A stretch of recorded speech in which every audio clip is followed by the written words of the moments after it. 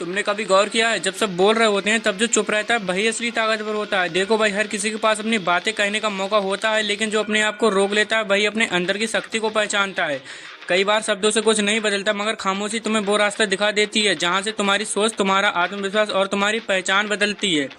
यही है चुप रहने की ताकत, जो दूसरों को नहीं दिखती लेकिन तुम्हें सबसे अलग बनाती है।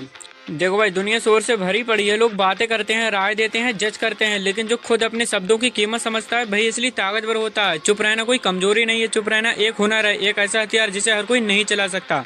जब तुम हर बात का जवाब देते हो, हर बहस में उलझते हो, तो तुम खुद को बिखेर देते हो, लेकिन जब तुम चुप रहते हो तो तुम्हारा दिमाग साफ होता है, तुम्हारी ऊर्जा बर्बाद नहीं होती।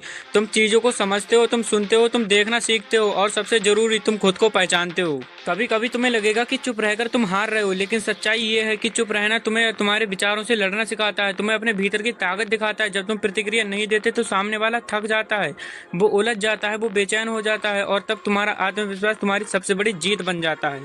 तुमने देखा होगा, जो लोग कम बोलते हैं लेकिन सोच समझ कर बोलते हैं, उनकी बातों में वजन होता है, उनका इरादा साफ होता है, लोग उन्हें खुद खोजते हैं, उनकी राय पूछते हैं, उनका सम्मान करते हैं। चुप रहना मतलब खुद को छुपाना नहीं है, चुप रहना मतलब अपनी ऊर्जा को बचाना है, सही समय पर सही बात कहना।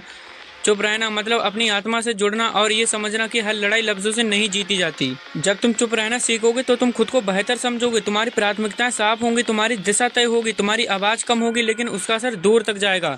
इसीलिए अगली बार जब तुम्हें लगे कि बोल देना चाहिए, रुक जाओ, एक गहरी सांस लो, सोचो क्या ये शब्द जरूरी है।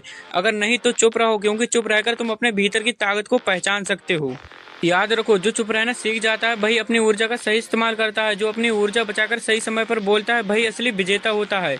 तो आज से चुप रहना कमजोरी नहीं, अपनी ताकत बनाना शुरू करो। चुप रहो, देखो, समझो और अपने आप को बदलो। तभी दुनिया तुम्हें गंभीरता से लेगी और तभी तुम्हारा प्रभाव असली होगा।